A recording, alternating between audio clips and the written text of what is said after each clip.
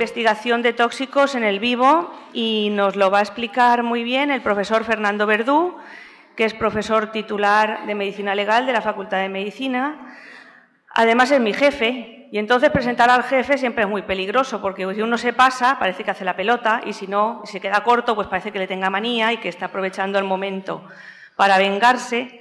Entonces, yo me he pasado una semana sin saber qué iba a decir ahora, pero ayer estábamos aquí fuera, en la Plaza del Carmen, tomando una cervecita después de las clases con el profesor Echeverría, y él dijo una cosa que creo que vale muy bien para presentar al profesor Verdú. Estábamos hablando de él, porque él no estaba delante, claro, siempre se habla de uno cuando no está. Bien, estábamos hablando bien.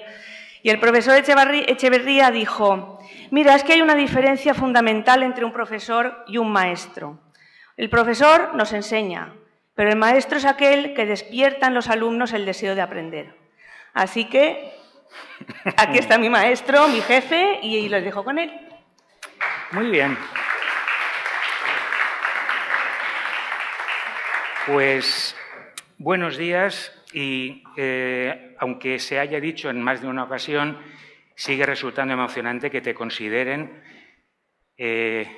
algo parecido a lo que yo he considerado a mi maestro, alguien que me ha enseñado a que cada día puedes aprender una cosa nueva, puedes profundizar en lo que ya conoces y sobre todo puedes dejar en los demás un poquito del esfuerzo que haces precisamente para eso, para contribuir al perfeccionamiento de los individuos y de la sociedad.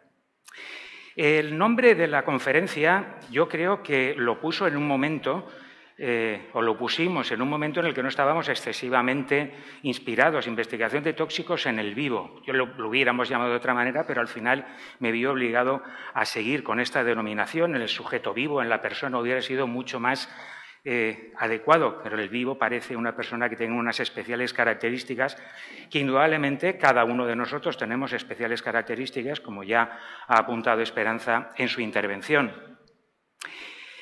Yo no puedo dejar en una conferencia sobre toxicología de mencionar este libro.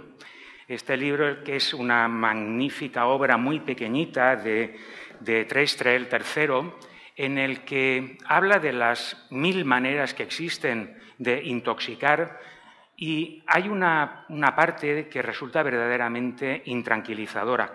El objetivo de esta intervención precisamente son dos, fundamentalmente. El primero de ellos es generar en ustedes intranquilidad. Que cuando acabe la conferencia ustedes se vayan muy preocupados por la posibilidad de que alguien pueda acabar con su vida de una forma bastante sencilla. Y la otra también dirigido más a los estudiantes de Derecho, de las ramas jurídicas y de los juristas que puedan estar, ver que esto de la toxicología es otro de los múltiples campos en los que tenemos enormes áreas de desconocimiento, que cada día se descubren nuevas cosas y que delante de los tribunales, como me he permitido decir en la pregunta que le he hecho a Esperanza, delante de los tribunales decimos demasiadas cosas sin que tengan el suficiente respaldo científico. Una vez más,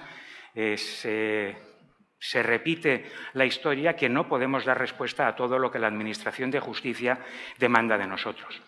Retomo este libro porque en una de sus páginas tiene esta imagen y viene a decir que nos llevaríamos una enorme sorpresa si todas las personas que han muerto intoxicadas y están enterradas en los cementerios levantaran al mismo tiempo las manos. Nos llevaríamos una gran sorpresa, porque, que lo sepan, matar a alguien por una intoxicación es sencillo, es bastante sencillo, muchísimo más sencillo que pegarle 4 tiros o estrangularlo o pegarle puñaladas. Eso es muchísimo más aparatoso, necesita quizá un esfuerzo mayor, pero sin embargo coger y empezar a poner un determinado producto en la comida, en el desayuno de una persona, pues resulta que se puede hacer con cierta facilidad. A eso se añade que la toxicología en medicina es una gran desconocida.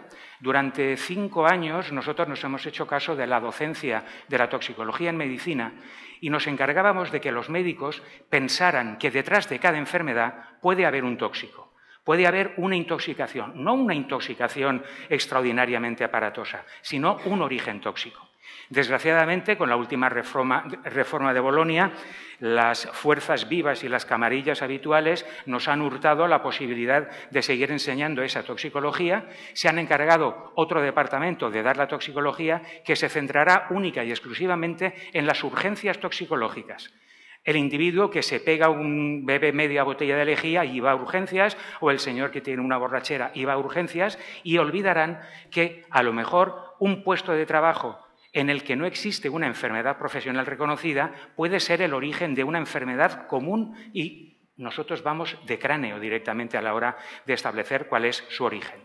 Ya veremos si en el futuro se dan cuenta que es un error y que tenemos que seguir enseñando la toxicología como algo consustancial a nuestra existencia y que en todo momento estamos sometidos a un bombardeo de tóxicos que en última instancia pueden ser los responsables de que nosotros estemos enfermos.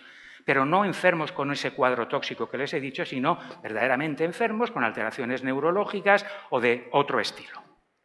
Del último que hemos tenido noticia también, lo he sacado por dos motivos, porque está aquí una querida amiga de Chile, en el que se está cuestionando la muerte de Neruda, si verdaderamente se debió a un cáncer prostático o se debió a una acción del gobierno de entonces, que lo que hizo fue administrarle una medicación para causarle la muerte. No que fuera efecto secundario de los fármacos, sino que fue un caso parecido al de que ha mencionado antes Esperanza, el caso de Arafat también. Una muerte tóxica que en ese momento no se pensó, sencillamente, y al no pensarse no pudo buscarse la causa de la muerte. Por eso hay que pensar muchas cosas y el arte de pensar es algo extraordinario. En la ley de Murphy para médicos dice que si alguna vez te olvidas de pensar, recupérate inmediatamente, porque si no vas a tener muchísimas ocasiones de meter la pata. Y ahí tienen ustedes a un grupo de personas en el que hay 2 o 3 que son extraños, como hay un extraterrestre aparentemente, y hay por aquí otro también que tiene una pinta rara, animalitos, todos más o menos funcionamos por el estilo. Tenemos las bases de la vida, el ADN, en el que tenemos muy poca diferencia entre el ser humano y el chimpancé, hay muy poca diferencia entre el chimpancé y otros elementos, también muy poca diferencia. Nosotros tenemos mucha parte de cerdos, los hombres y las mujeres tenemos mucha parte de cerdos también, porque somos muy parecidos. Pero con ser muy parecidos hay una gran variabilidad, hay unas muchísimas diferencias que hacen que nosotros vayamos a responder de forma muy distinta a la presencia de determinados tóxicos. Y eso viene ocurriendo desde siempre. Allá fechan las Sagradas Escrituras en el año 2370 a.C., el episodio del diluvio universal, en el que su protagonista, Noé, el que se encargó de ir recogiendo a todos los animalitos, incluidos los seres humanos, en el arca, consiguió salvar a la humanidad del castigo divino que se había establecido. Pues bien, a Noé, sus hijos directamente lo emborracharon y lo violaron. En un momento determinado, no está claro por qué lo hicieron, pero ese fue uno de los primeros casos también que está documentado en las Sagradas Escrituras, que se aprovecharon de su padre, los hijos de Noé, y que abusaron sexualmente de él. Tiempo después, esta mañana he estado mirando también quién fue antes, si Sodoma y Gomorra o el diluvio universal, y hay general consenso en que fue el diluvio general primero. Sodoma y Gomorra, también Lot se llevó a su mujer, pero su mujer, ella siempre díscola, se volvió y se quedó hecha una estatua de sal, pero él se llevó a sus 2 hijas y se pudo salvar de la lluvia de fuego mandada por Dios. Pues bien, tiempo después, las hijas de Lot le dieron a beber vino, lo emborracharon y tuvieron relaciones sexuales con él también. Y dicen ellas que lo tuvieron para que se perpetuara la especie, porque si no, no había nadie más para poder hacer las cosas, y a partir de ese momento, digamos que justificaron su acción precisamente por eso, para la perpetuación de esa rama. No sé qué hubiera pasado si no se hubiera hecho. Por lo tanto, que no hay nada nuevo bajo el sol es una verdad absoluta. La toxicología está presente desde hace muchísimo tiempo, va a estar presente y cada vez, como tendremos ocasión de comprobar al final, va a estar cada vez más presente y cada vez se va a saber más sobre los efectos deletéreos de todas las sustancias que tenemos alrededor. ¿Y qué podemos buscar nosotros cuando estamos hablando de toxicología en el sujeto vivo, en la persona? Pues habrán cosas que tengan relación con la justicia, pero la justicia generalmente es de lo que les voy a hablar un poco más, profundizaré un poquito más en algunos aspectos. Siempre no se preocupe que no voy a decir nombres raros ni reacciones raras, sino simplemente algunos grandes rasgos sobre las posibilidades, la posibilidad de acción de los tóxicos y que están recogidos en el Código Penal, independientemente de que no es lo único importante. Puede aparecer también en el Código Civil, en el Código Laboral, en los códigos laborales y en otros muchos aspectos. De eso vamos a hablar a grandes rasgos, de esos 5 apartados recogidos en el Código Penal, y después, en la última parte de la exposición, descenderemos a la molécula, descenderemos al átomo y veremos lo que ya he adelantado, cuánto desconocemos, cuánto peligro tenemos en el exterior y que cada vez hay que estudiar un poquito más, volcar más recursos para conseguir algo que jamás vamos a conseguir, es decir, que dejemos de morirnos o que no dejemos de morirnos con tanta facilidad. Porque, como acostumbro a decir cada vez que tengo ocasión que hablo de medicina, gracias a Dios, todos nosotros somos proyectos de cadáveres. En el futuro pasará más o menos tiempo, pero todos los aquí presentes moriremos. Digo que moriremos porque es una suerte y no permanecer eternamente en este mundo. Ya tenemos bastante con el tiempo que permanecemos. Entonces, hablaremos de delitos que están provocados por tóxicos, no en el sentido de el efecto del alcohol, como veremos, sino el alcohol como generador de conductas violentas contra los otros, porque indudablemente lo del alcohol, desde el punto de vista del tráfico, es algo que es verdaderamente una lacra para la sociedad, pero hay una solución muy sencilla para que el alcohol deje de ser un problema para la sociedad, y es prohibirlo directamente. Es decir, la detección de alcohol en sangre, que haya presencia de alcohol en sangre, motivo de suspensión del carnet de conducir. Directamente, nada más. Porque de la otra manera entraríamos en efectos del alcohol sobre los conductores y se cometerían severas injusticias. Por eso la tendencia es la que han hecho en Chile precisamente, que es la tolerancia cero. No puede haber ni alcohol, ni pueden haber ninguna otras drogas, porque la reacción va a ser absolutamente distinta en cada persona. Por lo tanto, la solución existe para el problema de las drogas y el alcohol. Y luego también el problema de las medicinas. Hace poco se presentó en Francia un libro publicado por 2 eminentes profesores de medicina en el que hablaba de medicamentos útiles, medicamentos inútiles y medicamentos peligrosos. Ustedes, los que toman medicamentos, no saben de los riesgos que están corriendo cada vez que se meten una pastillita de algo que les receta el médico en el cuerpo. Se puede decir, sin riesgo de equivocarse, que oscila en Estados Unidos entre la 4ª y 6ª causa de muerte directa en los Estados Unidos son los efectos secundarios de los medicamentos, que es mucho decir. Porque resulta que aparentemente las cosas están muy seguras y están muy bien calculadas, pero la realidad es que desconocemos muchísimos de los efectos. Y si hablamos ya de ancianos, pues todavía peor, porque los medicamentos que salen al mercado salen con determinados niveles de seguridad y se han probado en personas sanas y jóvenes para luego ser utilizadas en personas ancianas y enfermas. Ese es el problema, que se produzcan también tantas muertes como consecuencia de efectos secundarios de los fármacos. Luego hablaremos de otra de las grandes mentiras en los delitos contra la salud pública, el doping, la gran vergüenza, la gran mentira del doping deportivo, en la que se sigue pensando que si te tomas un poquito de clenbuterol vas a conseguir ganar 7 Tours de Francia y 3 vueltas a España y puedes hacer un montón de cosas, cuando eso no es cierto en absoluto. Y sin embargo hay otras prácticas que están perfectamente toleradas, pero únicamente están al alcance de países ricos, no al alcance de todos los países. Por lo tanto, aquellos países que sí que pueden permitirse tratar a sus deportistas de una determinada manera, dándoles planes de doping tolerables, a partir de ese momento son los que con su dinero sí que pueden conseguir muchas medallas. Pero en realidad el doping es mucho de boquilla, porque verdaderamente tendremos ocasión de comprobarlo, no es algo tan cierto como se nos está vendiendo, como tantas otras cosas.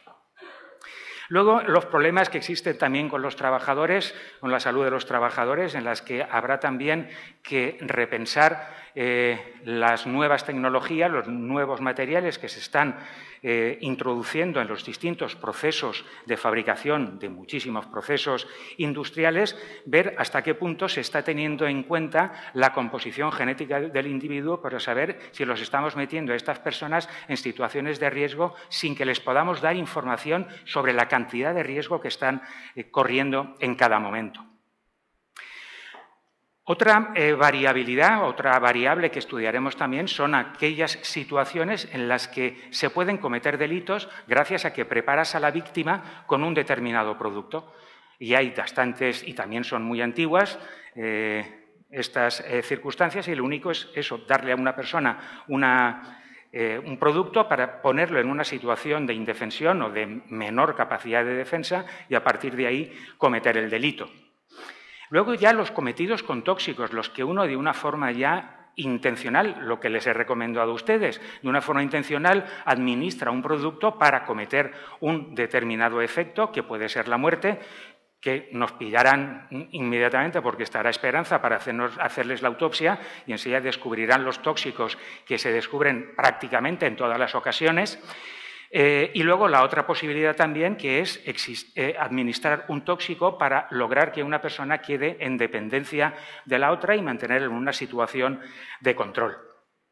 Que eso también se puede conseguir con los tóxicos malos, como por ejemplo el arsénico, que dicho es el momento también que uno de los mejores antitumorales y quimioterápicos para los cánceres agresivos es el arsénico, utilizado en las dosis debidas. Entonces, el arsénico puede tener unos efectos magníficos para curar el cáncer y, al mismo tiempo, unos efectos muy malos para hacer desaparecer a una persona de la faz de la Tierra. Por eso, los medicamentos también pueden utilizarse sabiamente con los mismos efectos de dejar a una persona sin la debida capacidad de defensa. Bien, respecto a los delitos provocados por los tóxicos, y habiendo hecho ya la primera referencia al efecto que anula las capacidades de reacción en el caso de los delitos cometidos mediante la utilización de los vehículos a motor, lo que sucede también en algunas ocasiones es que el alcohol provoca una reacción anómala especialmente generadora de agresión, pero no con la figura de algo que es más conocido desde la medicina, que es la embriaguez patológica. La embriaguez patológica, que el Tribunal Supremo lo ha definido, lo ha asimilado a una situación de trastorno mental transitorio, un individuo toma contacto con el alcohol y sufre lo que acabo de decir, un trastorno mental transitorio en el que todas sus acciones se ven condicionadas por la presencia del alcohol y a partir de ahí se pueden generar conductas agresivas. En este caso, lo que se estudia en esta publicación es una generación solamente de una conducta eminentemente agresiva contra personas. Y se ha estudiado que hay personas, determinadas personas también, que por su composición genética tienen una especial reactividad y que pueden generar en cada ocasión que tocan el alcohol, sin entrar en la figura del trastorno mental transitorio, que ya digo que es un conjunto que se ve una persona muy agitada, en este caso el individuo reacciona selectivamente para causar agresiones directamente. El resto de su comportamiento no es en absoluto extraño, es simplemente una tendencia a agredir a los demás. Aparece tanto en hombres como en mujeres y también dependerá evidentemente de la composición genética de cada uno de ellos. Y aquí están las medicinas, de las que ya les he hecho un adelanto respecto a su peligrosidad. Las medicinas son muy peligrosas porque pueden tener efectos secundarios. Hay alguna buena. Dicen por ahí también que una medicina buena o una medicina milagrosa es aquella que tiene el efecto que pone en el prospecto. No sé si se puede llegar hasta esa afirmación, pero desde luego no va desencaminado. Los tóxicos, las medicinas también pueden provocar conductas agresivas y conductas agresivas selectivas. Y esas conductas agresivas selectivas es lo que debería tener en su momento en cuenta un juzgador o un acusador para decir, bueno, pero es que resulta que esta persona ha tenido un comportamiento extraordinario, una magnífica persona, hasta el momento que tomó esta medicina. Y a partir de tomar esta medicina, este señor ha tenido un comportamiento agresivo y, por ejemplo, ha matado a su padre. Pues bien, como eso no está recogido en ningún sitio, no hay suficientes estudios, esa condición personal de ese individuo no va a ser tenida en cuenta delante de los tribunales. Por eso es por lo que le he preguntado a Esperanza que si todo esto se conoce en este momento, ¿por qué no se puede probar? ¿Por qué no se puede utilizar todas estas cosas que ya son conocidas? Porque se da estas reacciones en determinadas personas. Aquí hay una descripción de unos medicamentos que tienen reacciones, que generan reacciones agresivas. Y indudablemente no las generan en todas, pero generan reacciones agresivas. Hay hasta 31 productos que son capaces y que son de venta normal y corriente. En algunos, esta mañana he intentado comprar uno de ellos por Internet y me lo servían con toda tranquilidad, sin ningún tipo de receta y sin ningún tipo de problema en absoluto. Hay algunos, como por ejemplo el conocido, no sé si aquí alguien tomará Valium, pues el Valium en determinadas ocasiones genera conductas agresivas. Y vuelvo a decir, conductas agresivas de tomar contacto con el Valium y después de un tiempo más o menos prolongado o incluso al primer contacto, tener una reacción de agresividad y causar la muerte de una persona o lesiones graves a una persona, simplemente porque somos absolutamente variables.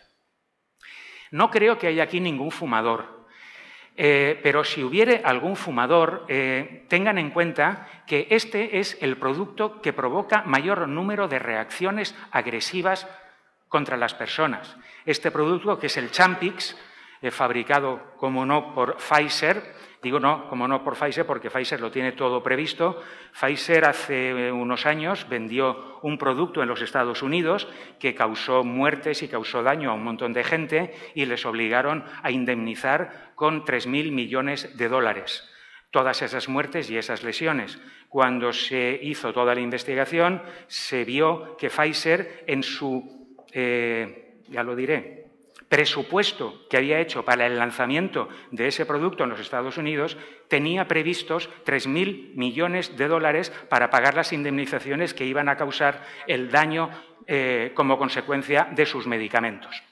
Pues bien, este producto está a la venta en España y es el que puede provocar mayor número de reacciones. En el prospecto revisado en marzo de 2012, de este año, incluyeron esta posibilidad en letra muy pequeña, prácticamente no se ve, hay que buscarla, pero en el prospecto inmediatamente anterior no lo habían incluido, cuando los efectos secundarios de este medicamento ya se conocían. O sea que si deciden utilizar, primero si deciden fumar, y si luego quieren dejar de fumar, piénsense en el momento de utilizar el Champix, que, por cierto, uno de los problemas de los medicamentos es la facilidad con los que los médicos tiramos de bolígrafo para hacer una receta. Lo solucionamos todo con recetas y los paganos van a ser ustedes, finalmente. Otro aspecto, los delitos contra la salud pública. Entre los delitos contra la salud pública he seleccionado el doping. El doping porque resulta que todos los años salen unas listas de sustancias que están prohibidas y que no pueden utilizarse y que se pueden tomar en determinadas condiciones, que si tienes una enfermedad tienes que acudir al médico, el médico te tiene que hacer una autorización, te lo tienes que tomar con mucho cuidado en determinadas circunstancias, y todo eso hay montado un extraordinario negocio, una vez más, de laboratorios de detección, de laboratorios de control, de viajes, de reuniones, de invasión de la intimidad de las personas, sobre productos en los que no existe suficiente evidencia de que todos esos productos vayan a provocar un beneficio.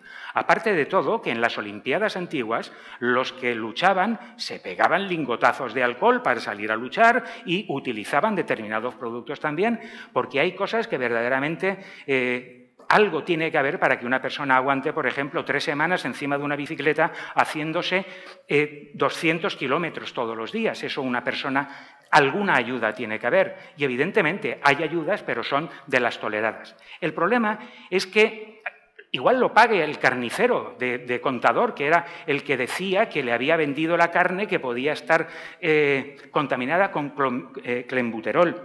Cantidades mínimas, trazas de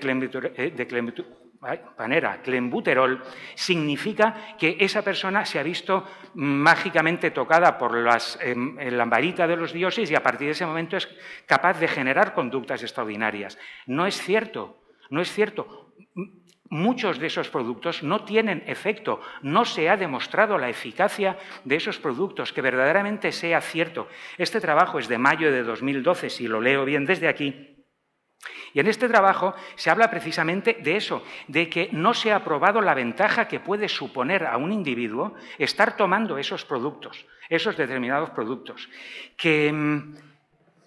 ¿Qué menos que hacer una prueba ante un tribunal y no en las condiciones en las que se está haciendo? Esto es una infracción porque les recuerdo que el dopaje está recogido también, algunas formas de dopaje, está recogido en el Código Penal también. Y todo esto, si son comportamientos antijurídicos, no basta con que lo vea una comisión ad hoc hecha por la gente que tengan que hacerlo, sino que se exigiría una prueba delante de un tribunal con la participación aséptica de los correspondientes tribunales, de la defensa, en la que se manifieste todos los argumentos que puedan ir a favor o en contra.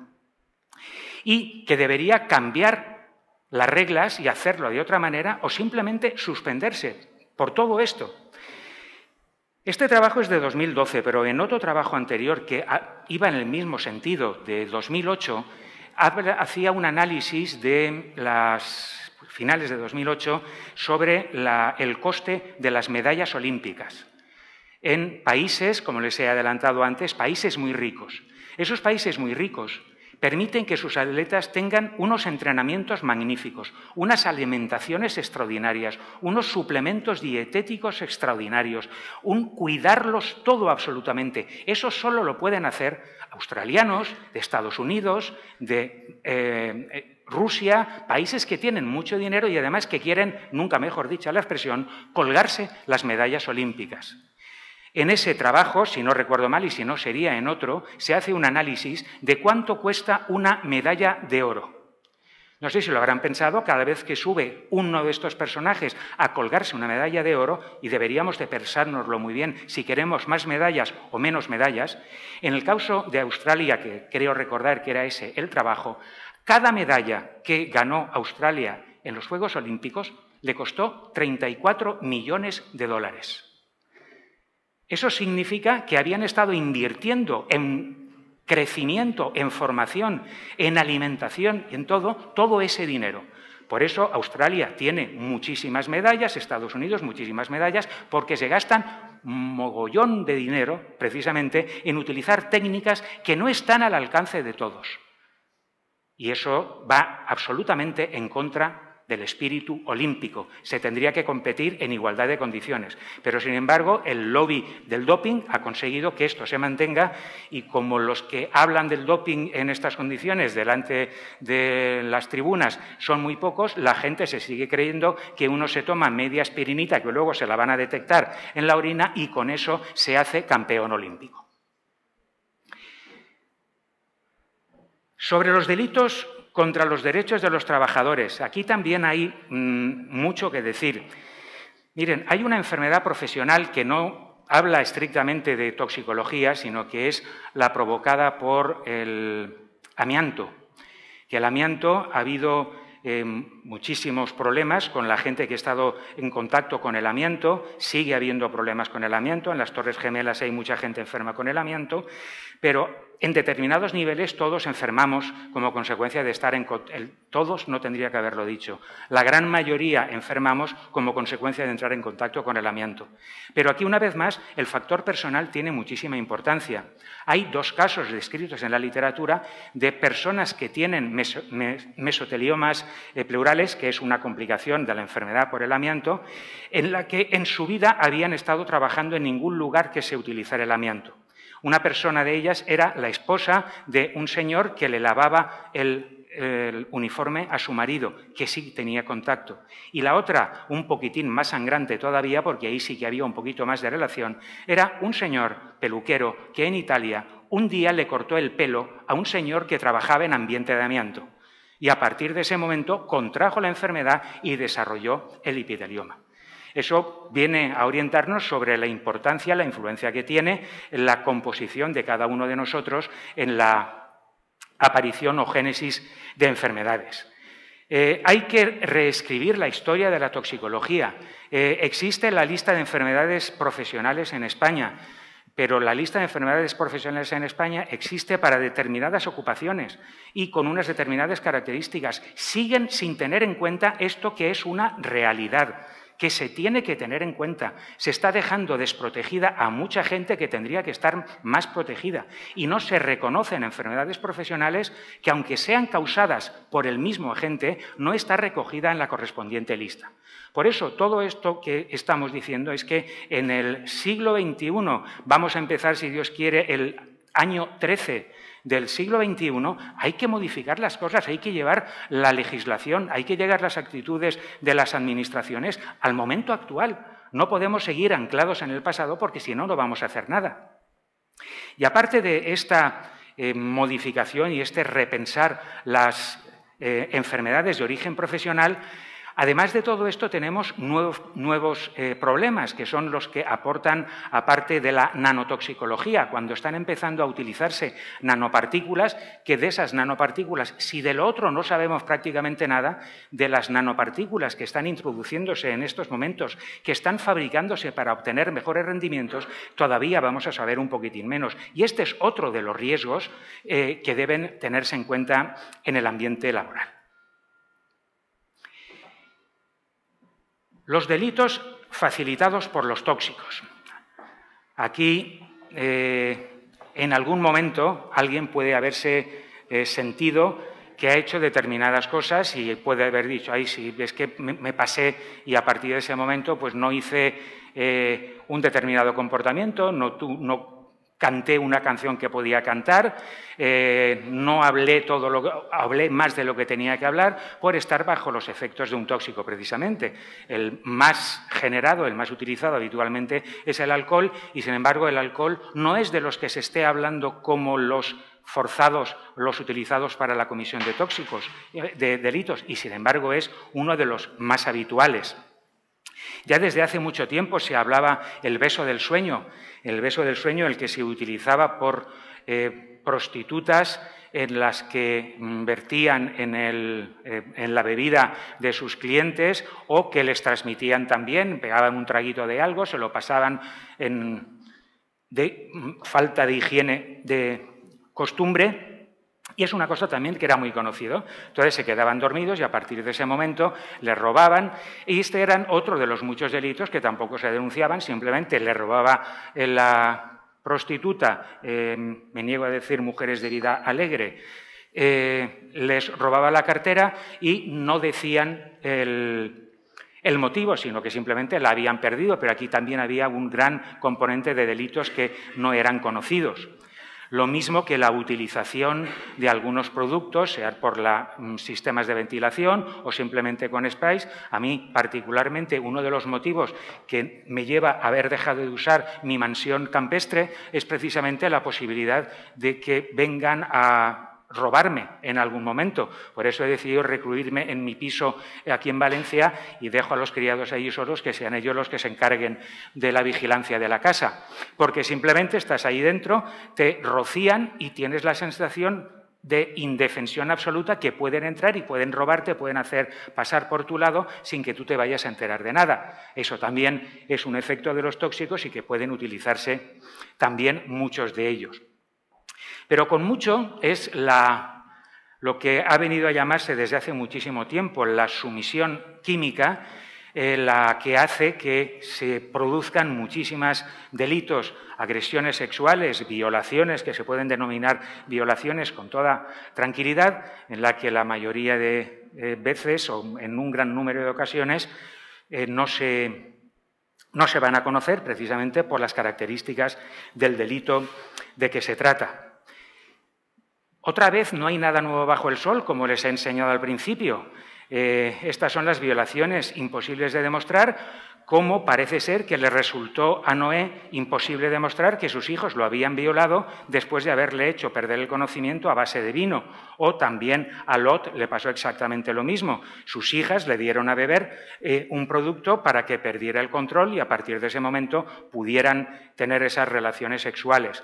Por eso digo que hace muchísimos años que esto se conoce, estaríamos hablando de en torno de los 4.300 y pico años desde que se dio la primera sumisión química y desde entonces ahora pues se habrán dado muchas y se seguirán dando porque hay unas características de este delito que además hace que la persona que lo sufre se sienta especialmente mal. Se siente especialmente mal porque una de las cosas que genera en la víctima es una sensación de culpabilidad, de haber hecho mal las cosas, de no haber tenido que aceptar que una persona le invitara a una copa, el no haber querido entablar una conversación con una persona. Y esa sensación de culpabilidad, que verdaderamente no hay que tenerla, ni mucho menos, porque es el que es un absoluto malnacido, es el victimario, el que utiliza eso. La otra persona es una víctima, sencillamente.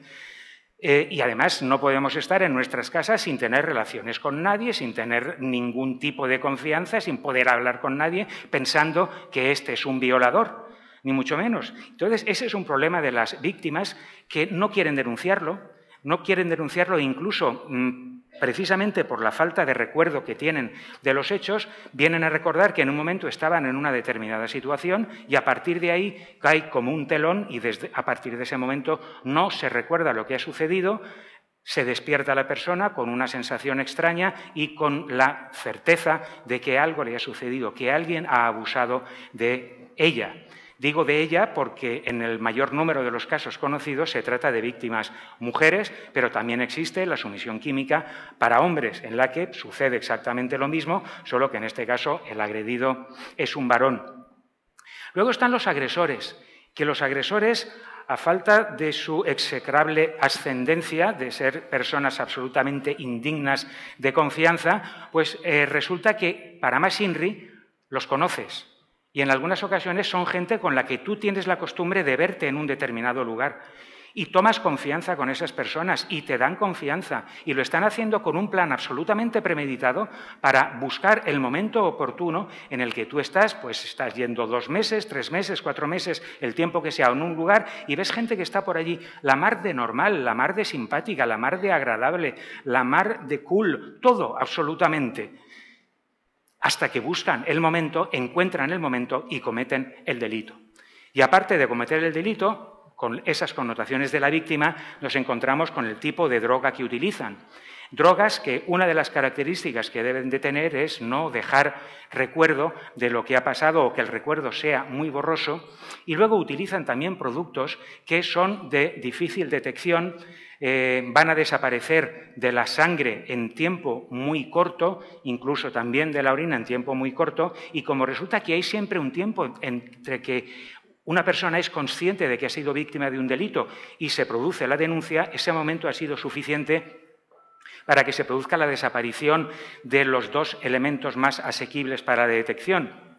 Por eso, en estos casos donde está puesto el norte de la investigación de este tipo de delitos es el análisis de los pelos y cabellos para ver, porque son matrices que van a permanecer, lo que se decía del crecimiento a lo largo del tiempo, que sí que pueden generar o detectar una determinada exposición en un determinado momento. Después, convertir eso en prueba contra una persona ya es una dificultad que corresponde a los demás. Delitos cometidos con tóxicos. Aquí hay una cosa que me hizo gracia el otro día cuando leí la noticia sobre una nueva viuda negra. Las viudas negras, que hay que ver lo malas que son las mujeres, lo envenenadoras que son. La historia lo dice, que son muy así. Los hombres son más salvajes en el sentido más primitivo, hacen cosas más, pues pegar martillazos y todo esto, y las mujeres lo que hacen es utilizar productos con distintos fines, o matar o anular a la persona. Esta señora, que sucedió el caso el 1 de febrero de 1997, cogió a su marido y le administró matamoscas, lo dejó hecho polvo, inicialmente en el hospital, por cierto. No sospechaban que se trataba de una intoxicación, pensaban que podía ser una enfermedad neurológica y nada más, hasta que a un médico, probablemente había estudiado con nosotros, se le ocurrió pensar, ¿y si resulta que hay una intoxicación? Y entonces pidieron una prueba de arsénico y en ese momento lo descubrieron, la condenaron, cumplió unos años de condena y aunque les pueda parecer mentira, al salir de la cárcel se reunió con su marido y en estos momentos viven felices y contentos después de este episodio. Hablamos del 1 de febrero de 1997 y nos vamos al 11 de febrero de 2012. Una nueva viuda negra. Otra viuda negra que también un caso similar, que hay una intoxicación, perdón, hay una persona enferma, esa persona enferma va a un hospital y ahí en el hospital pues empiezan a atenderlo y tal, y al final a otro se le ocurre decir, ¿y si aquí hay una intoxicación? Y entonces pensaron en la intoxicación y la detuvieron a esta mujer. En este caso se sustanció el delito de homicidio. En el otro no, en el otro fue solamente un delito de lesiones o de homicidio intentado, no lo sé exactamente. ¿No le resulta un poquito extraño que solamente en 12 años solo 2 mujeres hayan matado a sus maridos?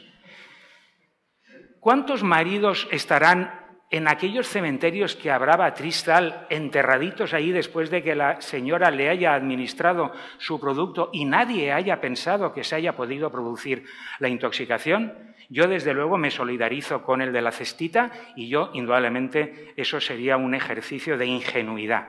Hay muchas más intoxicaciones de las que parecen, hay que admitirlo, y muchas van a pasar desapercibidas y seguirán pasando desapercibidas. Y luego están los otros delitos en los que no pretendes matar a nadie, sino que lo que pretendes simplemente pues, es dejar a la persona en unas determinadas condiciones, en este caso dejándola dormidita hasta que llegue el príncipe para despertarlo. Y como me apuntó Ana en el momento en que enseñé esta presentación, esto podría haber sido un aprovechamiento de una sumisión química, pero no, sería otro tipo de jugada, porque en este caso él no era el causante del sueño de la bella durmiente, sino que había sido otra persona, aunque el aprovecharse de esa situación de desvalimiento era exactamente lo mismo. Y luego está en algo que es muy triste y que desgraciadamente está muy generalizado en la sociedad, y cuando digo muy generalizado, quiero decir muy generalizado, que se utilizan medicamentos para que las personas molestas nos dejen tranquilos. Personas molestas que pueden ser ancianos y entonces, como están muy agitados, se les coge y se les da medicamentos. Y se les da medicamentos y se los dan personas en casa y se les dan en centros de acogida de ancianos, en residencias de ancianos. Se dan medicinas para que estén tranquilos y no sabemos cómo van a reaccionar. Y algunas de esas muertes naturales que se califican inicialmente, no, es una muerte natural, pues a lo mejor si no piensas que es una muerte natural y haces el correspondiente análisis, a lo mejor te acuerdas que ese otro anciano o esa otra anciana que ha muerto en la residencia, como sucedió, no estoy diciendo nada extraño, en Olot, hace un par de años, en que había uno que se encargaba de dar esas medicinas, pues resulta que son producto de intoxicaciones. Las personas más vulnerables, los ancianos, y luego las otras personas vulnerables, los niños, a los que sigue siendo un procedimiento nada extraño y hasta incluso socialmente admitido el oír a una madre cómo le dice a otra madre o un padre cómo le dice a otro padre, oye, ¿y por qué no le das medio Atarax? ¿O por qué no le das esta pastillita? ¿O por qué no le das esto? Para que el niño deje de llorar, para que el niño deje de molestar. Costumbre que tienen los niños cuando son niños y pequeños, que se molestan directamente. Pero claro, cuando a un niño molesta y llora, yo recuerdo todavía los paseos que me he pegado con mi nano, con mis 2 nanos, cogidito, puestecito aquí al hombro, paseando tranquilamente hasta que se han tranquilizado y se han quedado dormidos. No ha sido necesidad y no por falta de ganas, no, por falta de tener productos en casa, les podía haber dado cualquier cosa, pero sin embargo nos hemos dedicado a cuidarlos con absoluta tranquilidad. Y aquí entramos en lo que ya ha apuntado Esperanza antes también, que es lo que nos toca en cada caso. Si recuerdan la imagen aquellas de los chinos, los Simpson, de los amarillitos. Por cierto, que sepan, para quien no lo sepa, que a los chinos a nosotros nos ven exactamente iguales a todos. Así como nosotros vemos a los chinos iguales, y no, los chinos son muy distintos, cada uno de ellos, y se reconocen, y a nosotros nos ven todos iguales, porque tenemos nuestras características especiales. Pues bien, esas características especiales, la naturaleza nos dota de una determinada cosa, nos dota de unos componentes, y a partir de esos componentes nosotros vamos a poder reaccionar de una forma u otra. Ya que hablamos de la farmacogenética y la toxicología forense, que como ven es de 2010, pero esto se está hablando hace muchísimo tiempo ya, muy conocido, y en lo que se señala que hay una enorme diferencia en la reacción que tenemos cada uno de nosotros a los tóxicos, pero extraordinarias diferencias. Y esto no podemos dejarlo de tener en cuenta en el momento de hacer una prueba pericial. Todo esto puede afectar a nosotros, pues de su experiencia personal, si alguno de ustedes ha bebido alcohol en alguna ocasión, habrá notado que un día que te tomas una cervecita y ese día la cervecita te pone de maravilla. Y otro día a lo mejor te tomas 2 cervezas y no notas ningún efecto. Todo esto quiere decir que hay variaciones entre los individuos y dentro de los propios individuos, que vamos a ser de forma muy distinta, vamos a actuar de forma muy distinta, pues desde el sexo, cómo están funcionando los órganos, la edad por descontado. Uno a una edad puede tener un aguante y a lo mejor un tiempo después puede tener otro aguante. La expresión beber como un cosaco. Los cosacos beben de una determinada manera porque los cosacos deben de tener un metabolismo específico que hace que su alcohol lo metabolicen de otra manera y, por lo tanto, el efecto sobre él sea distinto. Hay muchas variaciones, lo que comemos, que estemos tomando alguna medicación o no. En base a todo esto vamos a tener una respuesta. Respuesta que no puede decirse que ante un determinado producto una persona va a reaccionar de una determinada manera. Eso es radicalmente falso. Algunos reaccionan así y otros reaccionan de otra manera, y eso es lo que tiene que ir modificándose. Esperanza se ha adelantado y les ha presentado al P450, ese citocromo, que es el que se encarga de mediar en el metabolismo de un sinfín de reacciones. Eso son lo que tienen en la columna de la izquierda, todo esto son las variables genéticas que existen del citocromo P450. Ojo, que se sepa, por ahora, dentro de 10 años habrán más variables, porque se habrá estudiado un poco más, y esas nuevas variables dirán que todavía somos un poco más diferentes. Pues bien, de todas esas variaciones que hay ahí, solamente 2 de los citocromos P450 no tienen efecto sobre alguno de los aspectos del metabolismo o efecto de las drogas. Solo 2.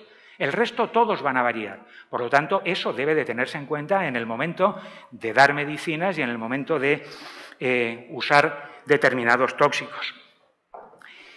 Y cogiendo ya la recta final, quiero hablar algo del alcohol.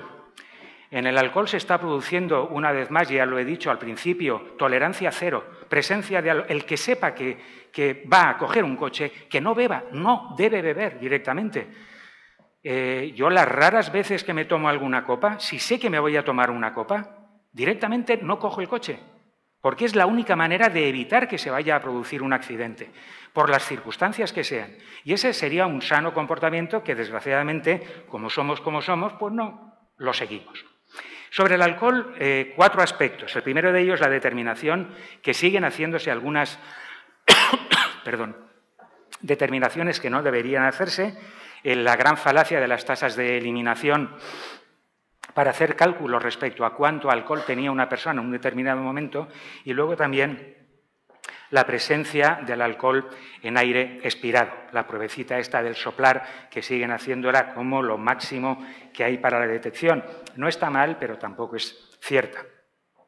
Algo que hay que tener muy en cuenta, y lo deben de tener ustedes también muy en cuenta, es que para hacer una detección de alcohol en sangre que tenga validez jurídica, se tiene que hacer siguiendo las instrucciones que hay para la detección de alcohol con fines jurídicos. No vale coger una muestra de sangre que te han sacado en un hospital, que la han almacenado como la sangre que se está en un hospital y luego decir que traigan la sangre del hospital para hacer la detección de alcohol. Esas pruebas no deben realizarse, no deben admitirse porque las formas de conservación del alcohol en esas condiciones, de la sangre en esas condiciones, va a transformar sustancialmente los resultados analíticos. Por lo tanto, esas sangres no deberían de hacerse y siempre hacerse con la determinación de la sangre con fines judiciales que tiene que seguir unos protocolos tanto en la obtención como en la salvaguarda o en la conservación de la muestra. Esto es una de las cosas más vergonzosas que tenemos en nuestra organización actual, que es la determinación de la tasa de eliminación del alcohol. La tasa de eliminación del alcohol es algo que está perfectamente admitido, aparece en todos los libros, aparece en libros desde 1932, sigue apareciendo en libros del año 2012, exactamente igual, pero resulta que esto se ha hecho con el estudio de personas.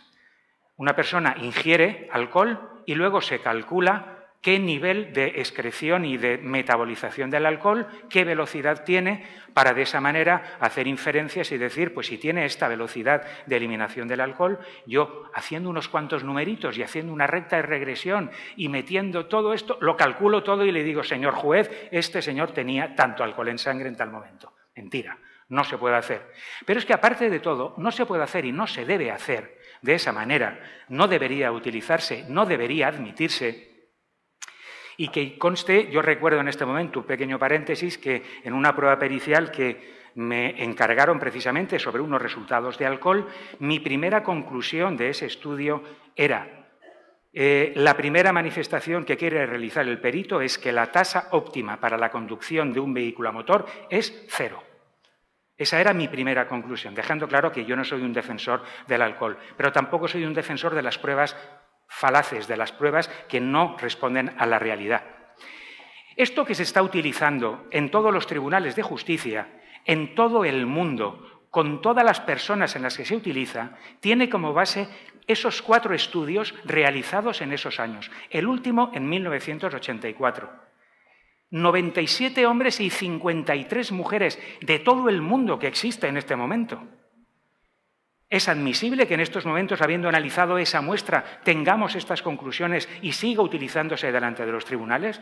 ¿Valdría la pena coger y detraer un presupuesto para decir, bueno, vamos a actualizar, vamos a ver en el año 2012, en distintas poblaciones con distintas razas, cómo se elimina el alcohol? Y a partir de ese momento no tendremos que poner en una referencia bibliográfica, un trabajo de 1932, 44, 51 y el más cercano a 1984, que se dice pronto, y sobre todo sobre una muestra tan pequeña. Pues bien, en esa muestra, en esos individuos, había una variación entre 10 y 35 miligramos por 100 mililitros de sangre y por hora. Sobre esas personas solamente. Las variaciones tienen que ser muchísimo más grandes y además sometidas a otras muchas variables de las que hemos visto antes en la genómica. Por eso, precisamente aquí, hacer las estimaciones retrospectivas, lo que se tendría que hacer, porque lo que se utiliza es el famoso coeficiente beta, que dicen que es igualito y que tiene unos valores más menos no sé qué, gracias a Dios no me sé la fórmula, el caso es que tiene unos valores y los da además con muchos ceros y todo. Eso desde el punto de vista de la ciencia es inadmisible. Entonces, por eso esto tendría que repetirse y cuando se hace las estimaciones, hacerlas con ese nivel de duda, con un nivel de variación, es decir, se tiene que poner un determinado valor y a partir de ese determinado valor hacerlo con esa estimación de más o menos el 42%. 1 gramo más menos medio gramo o menos medio gramo, directamente, con esa variación aproximadamente. No puedes acercarte a todos esos valores tan sencillos y tan aparentemente fáciles de obtener como nos lo muestran los libros. En el máster pongo problemas habitualmente para solucionarlos y les pongo un problema y el último problema que les puse en abril fue precisamente para solucionar un problema de alcoholemia y todos los alumnos empiezan a participar y opinar y verdaderamente el premio de aquí se lo llevó esta respuesta en la que no se puede determinar el alcohol que presentaba el agresor en el momento de los hechos, ni menos que nos pidan a los médicos forenses que digamos cómo se encontraba ese individuo en el momento de la comisión de los hechos, sencillamente. Esa es la buena respuesta. Eso es lo único que le decía a Esperanza, que cuando un juez te pregunte, oiga, ¿y cómo estaba este tipo en el momento de los accidentes? El médico forense dice, yo qué sé cómo se encontraba. No lo sé, señoría, no tengo ni idea de cómo se encontraba. No hay manera de saberlo. No se puede dar una información directamente, porque todos los trabajos son trabajos que no están actualizados y además son muy variables. Y aquí nos vamos también a lo del soplímetro, técnicamente hablando, que es el soplar para determinar el alcohol en la que está soplando durante un tiempo. A partir de eso hay un equilibrio exacto entre la cantidad de alcohol que hay en el alveolo y la cantidad de alcohol que pasa a la sangre y con eso se puede establecer una diferencia. Eso todo es muy bonito desde los modelos teóricos. Desde los modelos teóricos está muy bien, pero este es un modelo que está absolutamente superado.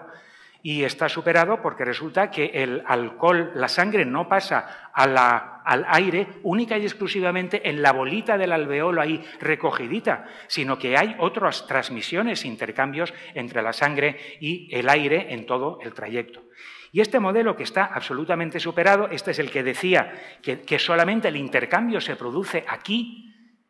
Oiga, pero por aquí también hay sangre, por aquí también hay aire, por aquí también hay vasos. Hay un montón de cosas también que pueden influir. A partir de ese momento, lo que sucede es que los intercambios se pueden producir en otros muchos sitios y, por lo tanto, el resultado no es tan exacto como si allí estuviera en las moléculas de aire esperando a que llegara la molécula de sangre para coger el alcohol y llevártelo por ahí. Son compartimentos estancos que son absolutamente incompatibles con la variabilidad que presenta el organismo humano. Por eso, este es un ejemplo que ya no es aceptable y que debería o abandonarse esta técnica, dejarse de utilizar esta técnica, sustituirla por lo que por tercera vez digo, tolerancia cero con el alcohol, con análisis de sangre directamente, que se puede hacer con toda tranquilidad. Lo malo es que aquí seguimos dando vueltas, vamos borrando las huellas que tenemos por delante y cada vez vamos descubriendo nuevas cosas y nos empeñamos en no contribuir al crecimiento y a la modificación de cosas que, como vienen muy bien hacerlas, pues vamos a seguir haciéndolas de esa manera. Y el problema es que esto no solo pasa en justicia, ni pasa aquí en España, sino que esto es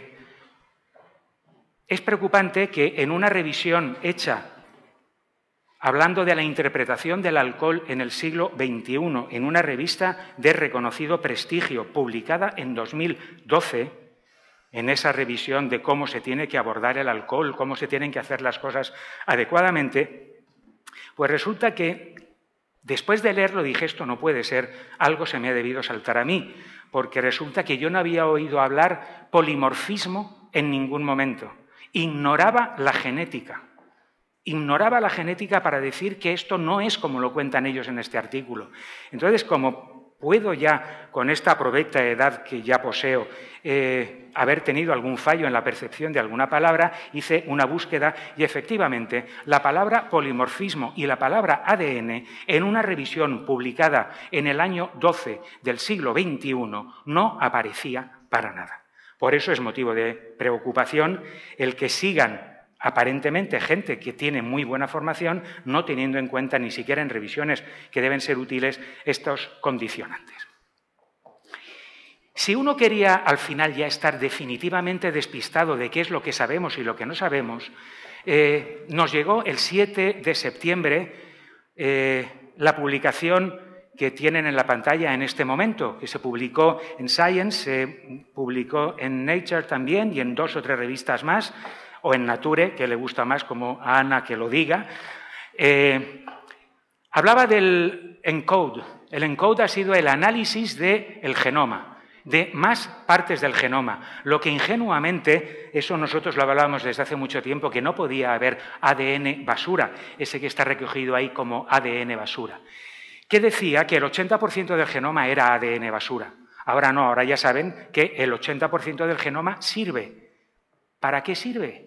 Eso ya se irá viendo en el futuro, porque en este artículo una de las cosas que se dice es que hay que empezar a considerar la modificación del concepto de gen, el concepto de herencia, porque resulta que hay tantísimas cosas por ahí que desconocemos, que no podemos seguir ignorándolo, y han dicho el 80%. Cuando nos reunamos en el más allá y pasen los años y los años y los años, hablaremos que ya han llegado a descubrir que ese 20% que han dejado como que no sirve para nada, sirve también, porque la naturaleza no es tonta. Y la naturaleza lo crea para que funcione, para que sirva para algo directamente. Este es uno de los 500.000 pares de bases de una de las 44 regiones que se han descubierto y que tienen influencia. ¿Qué vamos a poder modificar ahí? ¿Qué vamos a poder conseguir entender de todo esto? Este es el futuro y esto vendrán décadas y décadas y décadas para tratar de ir averiguando cosas, y cuando ya sepamos mucho más y el genoma y todas estas historias, llegarán los que descubran, como les he dicho, el otro 20%. Y también el otro día descubrí un concepto nuevo, estudiando el Centro de Control de las Enfermedades de los Estados Unidos. Es el concepto del exposoma. El proyecto Exposoma. En el exposoma lo que hablan es qué es lo que condiciona la aparición de enfermedades. Y la condición de enfermedades, pues fíjense, les decía que les puedo dejar más intranquilos todavía, porque, por ejemplo, el tipo de flora intestinal que tienen ustedes en sus respectivos tractos intestinales pueden hacer que ustedes puedan tener una enfermedad o no la puedan tener. Hasta en los gusanillos, en los microbios intestinales, hay variaciones que pueden condicionar la evolución de determinadas enfermedades y de determinados medicamentos. Y lo que se habla en el exposoma es la exposición a la enfermedad, que eso es una cosa, lo que tenemos todos nosotros, estamos expuestos. En este momento el salir a la calle es una exposición a la enfermedad por los rayos solares, los rayos ultravioletas, eso es una exposición a la enfermedad, que eso es cómo nos estamos exponiendo en cada caso, unos van más a la playa, otros van menos a la playa, pero también dentro de los que van más a la playa y menos a la playa, no todos hacen las mismas enfermedades, porque resulta que cada uno tiene unas características especiales. Y a partir del tipo de exposición que tengamos y nuestra característica especial es cuando va a aparecer la enfermedad. Podemos estar toda la vida yendo a la playa y no pasarnos nada, y a otra persona ir un día a la playa y desarrollar un cáncer. Eso es lo que hace que la naturaleza sea absolutamente tan variable. Y esta mañana me ha llegado el New England Journal of Medicine publicando un artículo que es muy bonito. Hablaba uno de genética y había un editorial, un comentario, que poco más o menos venía a decir: ser médico nunca puede resultar aburrido, porque no tienes ni idea de cómo van a reaccionar los pacientes. Cada uno de ellos tiene una historia distinta que contarte. Los tratamientos y las respuestas, más que seguir ciencia y protocolos, insisto que hablo de memoria, responde a ensayos de acierto o error. No tenemos ni idea. Más o menos estamos orientados, pero de verdad, vendemos mucho más conocimiento del que en realidad tenemos. Y eso hace que, por ejemplo, comer palomitas sea así de peligroso, y que un tipo se coma unas palomitas hechas, compradas en Mercadona o en cualquier otro lugar, ad hoc, las haga en el microondas, le pegue un olorcito, aspire un poco el aroma que está del microondas, que está bien en ocasiones, y resulta que desarrollas una enfermedad como consecuencia de haber reaccionado a la mantequilla que se utiliza para que después en el microondas la cosa salga bien. De hecho, los fabricantes de estos productos en los Estados Unidos, no me ha dado tiempo a ver la variación, si está reconocido en España o no. Esto está reconocido como enfermedad profesional en los Estados Unidos, pero también en usuarios se ha descubierto la bronquiolitis obliterans causada por ese producto, el diacetil, pero causado por ese producto que ha encontrado el huésped adecuado para generar la enfermedad, no porque a todas las personas le vaya a afectar. Por eso, esto es lo que dijo en su momento Paracelso, y es una afirmación que verdaderamente es muy admisible, pero sin embargo surgen otros sabios que afirman cosas diferentes. Que bien, que la dosis tiene su importancia, pero que hay que tener en cuenta muchísimas más cosas, muchísimos más factores para decidir si un producto ha podido producir una enfermedad o no ha podido producir esa enfermedad. Entonces, nuestra opción, como ya he dicho también en la pregunta, nuestra opción es quedarnos, y aquí hablaba de la toxicología entonces o ahora, quedarnos con Orfila, quedarnos con Mars, quedarnos con esos conceptos que gracias a Mars, por ejemplo, el de la izquierda, gracias a este han metido un montón de gente, han degollado a gente, han ahorcado a gente, han metido en la cárcel a gente también, porque también decía determinadas cosas, afirmaciones que desgraciadamente se siguen manteniendo de actualidad. Entonces podemos hacer informes basándonos en los tratados antiguos, en los textos antiguos, o simplemente entrar en lo que en estos momentos nos facilita las librerías científicas que tenemos a nuestra disposición y cuando hacemos un informe, respaldarlo con bibliografía que sea al menos de los 2 últimos años, como mucho de los 2 últimos años, independientemente de que el trabajo de los anteriores es necesario, pero para tener la última evidencia científica y sustentar bien nuestras afirmaciones, tenemos que hacerlo con todo lo que nos ofrecen las bases de datos, con todas las revistas, con toda esa información y a partir de ese momento sí que podremos llegar a la conclusión si un tóxico es peligroso o no lo es. Y ya está. Muchas gracias por su atención.